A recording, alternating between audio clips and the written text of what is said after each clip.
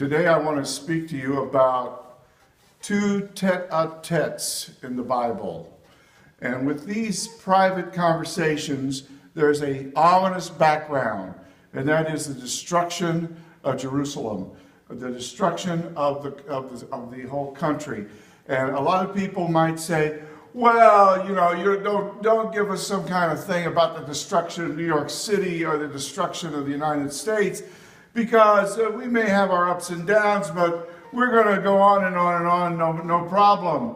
And the thing is, there's an expression in New York, waiting for the other shoe to drop. Now, for that idiom, you got to know the background. In the tenements, the walls and the ceilings and the floors were so thin that when someone above you would take their shoes off to get in bed, you would hear the first shoe drop, and then you would wait for the second shoe to drop.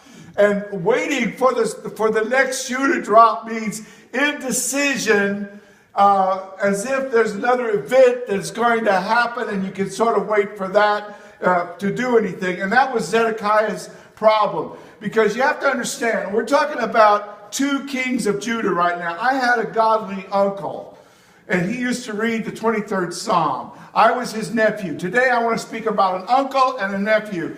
They're both on the throne of Judah, and they're both dealing with the Babylonian invasion, which is imminent. And with the first one, he's sitting there carving up the scroll of the Sefer of Jeremiah. He's got a scribe's pen, and he's listening to it read out. The word of God is being read out, and in his rebellion and his stubbornness, he's methodically cutting it up 3 or 4 columns at a time and throwing it into the little fire pot in front of him in his winter apartment in the palace in Jerusalem. And this is Jehoiakim. He's the nephew. Now I got to get to the uncle, the wicked uncle, who comes later.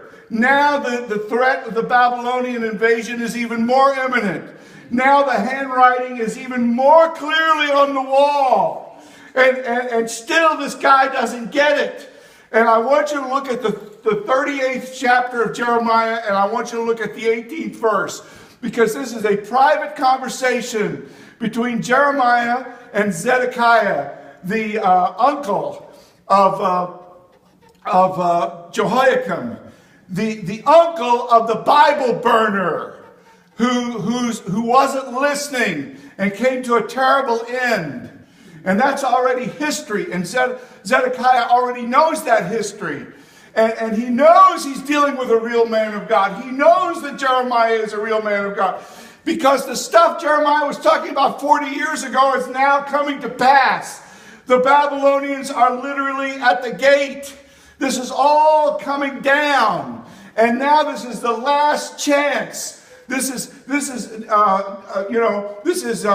Nicodemus by night having a tete-a-tete with Yeshua Mashiach and getting his last chance to get born again.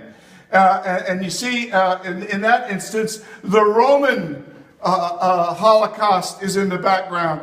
But what's going to happen in a generation of 40 years?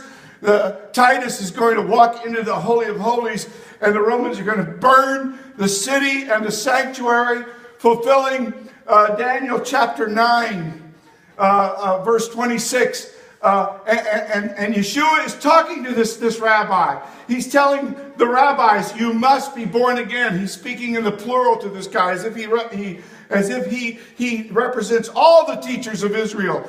And listen, friend, let me tell you something. If you're a rabbi and you're listening to this, I'm going to give you your little Zedekiah tete-a-tete.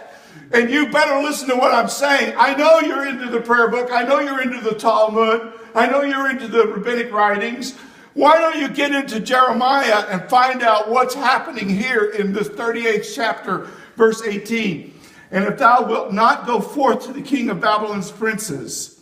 In other words, if you won't surrender, Zedekiah, if you won't just put your hands up, take the white flag, and go out there and talk to the key military officers in charge of the siege, who are building the siege works and starving out the city, and there's no escape really. There's no way to fight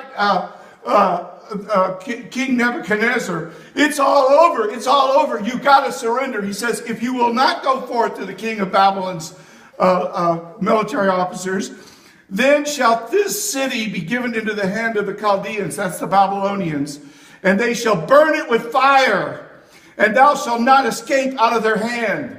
Now this is the word. See, Zedekiah asked for a word, and Jeremiah said, well, look, you're not going to listen to me anyway, but I want to know something. If I give you this word, will you spare my life?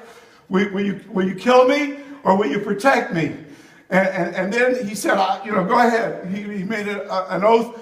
And so now he's getting the word. And basically, Jeremiah is reading the riot act to him. He's saying, you've got to surrender.